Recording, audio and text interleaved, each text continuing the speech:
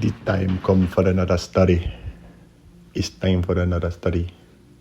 I'm back on the stories, and I'm about to tell you one. Let's randomize this shit. Tell you the Fairhaven story. Number 1. Fairhavens. This is like God made this the first story to tell because it's the most recent. Like when I left home, I drove and and I got to a place called Fern Resort. I'm like, where can I work and live there too? Fern Resort. So I just drove away from Toronto. I got to this little town, I don't even know, a Fern Resort. A resort. It was winter. I tried to get a job, they're like, nah. I'm like, okay. I leave. I'm like, does anyone even come here? Like, how busy can this place get? There was like one family there when I went there, and like the staff. There's probably more people, but I only saw like a family. It was winter. Anyway. And it was like so obscure, like this obscure resort. Like, it was so weird. I'm like, holy, what are these small towns and shit? Like, once you leave, like, when you grow up in the metropolis, you're like, do little towns even function? Like, do they go bankrupt? Like, how do they even get customers or patrons or money or citizens or visitors? Anyway, so I'm like, all right, I don't get that job. Continue driving. I make it to a little town called Aurelia. Oh, really? Yeah? And I'm looking everywhere. I'm sleeping in my car and stuff. I'm just like, do you have work? Do you have work? Do you have work? Asking everyone. I'm like, going to the church. I go to the churches and I say, do you have work? No. This church, do you have work? Let's go to the churches. The churchmans and the church girls are the legends. This is the family. The shush. You have problems? Just go to the church. You need help? Just go to the church. So I went to this one church. The other churches that didn't have a job, I was like, okay. But then I volunteered for like, what was it? The Salvation Army, and I was doing that. Because I was getting the food truck food or whatever. And I'm like, I want to do this. I want to like volunteer. The Meals on Wheels or whatever. Yeah, I was getting those things. Bro, I didn't know that was possible. I prayed to God. All you do is pray. I asked, provide me with food by the end of the day. Boom, by the end of the day. Bags and bags of free groceries from the food drive. I'm like, how is this possible? You just ask. All you gotta do is ask. So anyway, I get to this one church. I don't remember the church now. Let me tell the church name. Aurelia Church.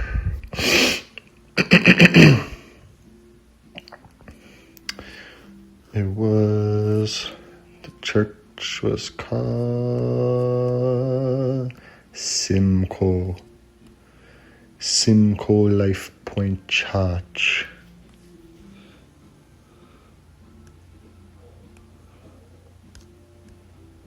Pretty sure. Yeah, Simcoe Life Point Church. Then I met the legend himself, but I have to change the names. There was 2 legends there. We'll call the man E, or we'll call the man B. And E and B were doing a seminar. When I walked in, I was asking for work. Then when the church was done, I was leaving. And then B is like, excuse me, you were looking for work? I'm like, sir. He's like, okay, come to Fairhavens camping conference. I'm like, oh, ish. So I went. Like, come on Tuesday. I'm like, okay, I come on Tuesday. He's not there. They're like, you want a room? I'm like, okay. Everyone's all nice. They're like, oh, you go there, yes, they could probably give you a room. And I'm like, oh, man. Everyone's all nice. It's like a camp in the middle of the boonies. And it's like radical Christians. So it's chill.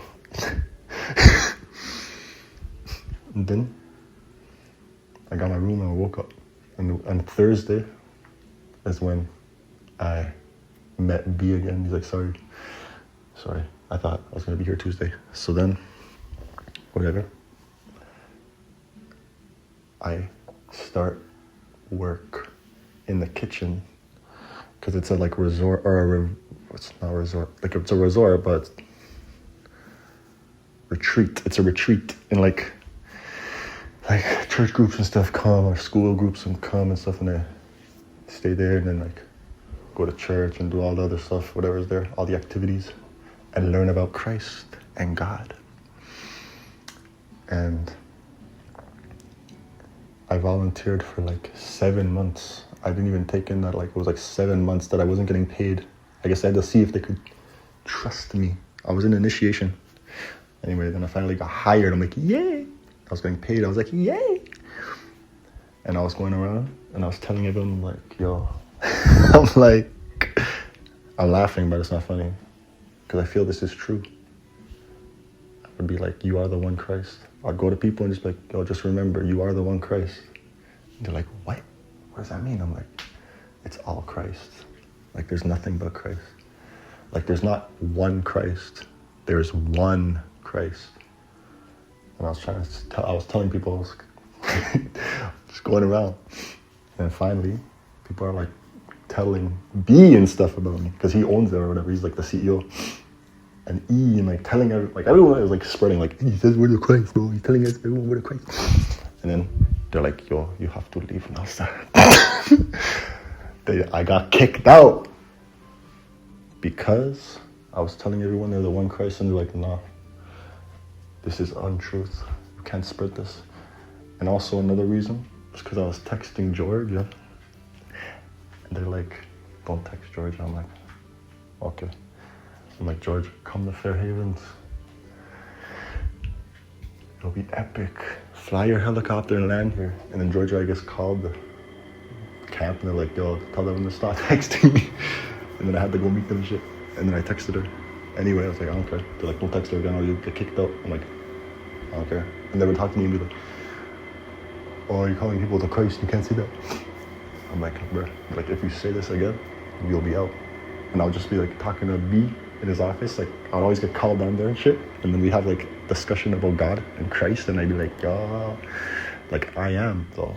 Like, I am. And they're like, what does I am mean to you? I'm like, whatever is in me, I am. At the moment, like, I am. They're like, you are not I am. I'm like, how am I not I am? I'm like, I am, though. And I'm like, yeah. And I'm like, okay, yeah, I am not I am, too. Like, I am not I am. Like, I am. They're like, what is I am? I'm like, bro, you know what I am is. You just, I am. Everything is I am. But, like, I think they thought I was saying, like, I am and no one else is. But I'm like, bro, you don't understand. Like, it is only I am. And B's like, if you say I am again, our relationship is over. I'm just like, okay. And I was leaving his office and I was like, but remember, I am. then yeah, I got kicked out. Because you are the one Christ. I got kicked out because you are the one Christ. And then I was like, okay, F it. And they're like, we think this might be good for you. If you need to go on a journey and discover this that you think you need to go discover, go. Like, I shall. I'm like, thank you for everything. I go. Well, Fair Havens was G though. Holy, there was this time the biggest ice storm happened, like, in the history of the camp.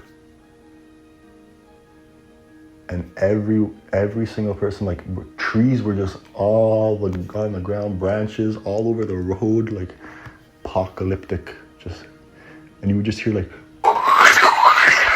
at night, because, like, literally, like, half the tree would just crack, I guess because it got frozen, and then cracked, like, frozen, melting, like that, and then everything was just ice, and everything looked like gorgeous, pretty, crystalline branches, because it was just all ice, like, all in a sheet of ice, so everything was, like, glistening, like it was diamonds and crystals, but, like, hanging down because it was so heavy, like, all the tree branches were, like touching the ground, like it was like a forest on the ground from the branches. And, like, everyone left the camp because there was no power, no nothing. And everyone left the camp for like 2 weeks. And I was there literally alone on the whole camp. And only one girl would come, Lael. Wait, no, I should have changed her name. Alright, but But yeah, she was doing the maple syrup, so she would always come. So it was like just us, and I would go because she was like in the fire thing, like the, no, not the fire thing, but there was fire in there. The sugar shack, it was called the sugar shack, where they process the sap. And because it was so cold, like I was there alone, and they gave me the task to go around to all the generators. We had to go collect generators from like other people in the community, and do you have a generator? Because it was all like countryside.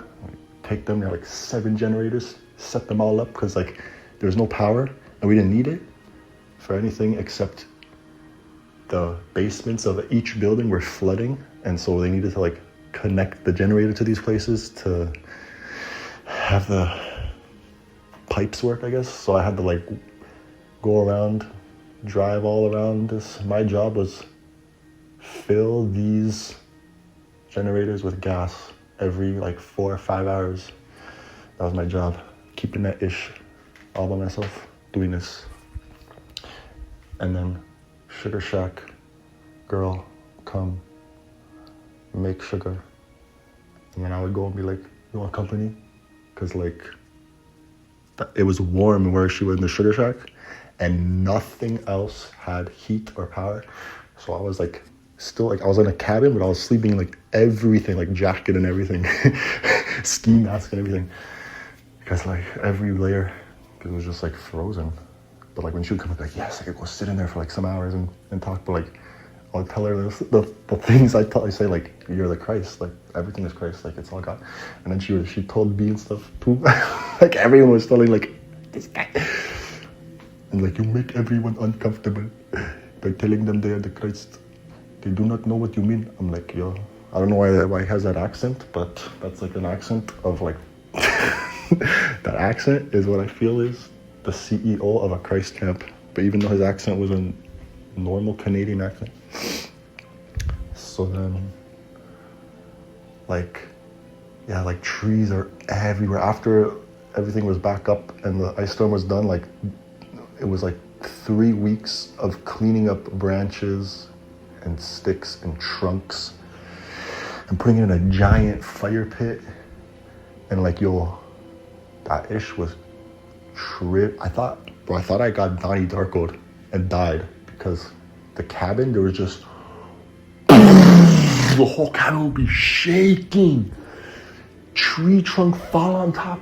Some places, like some RVs got some cabins got holes.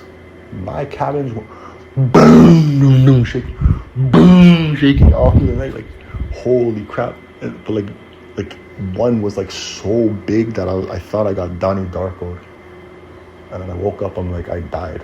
Last night I died. This is a different universe. And then, yeah, like, what else? What else happened at that camp? Nothing really. The camp was cool though. Got to eat. We would be in the kitchen and like everyone comes eat and then we get to eat. Yo, I don't know, that was epic. Epic camp, and everyone was a G there.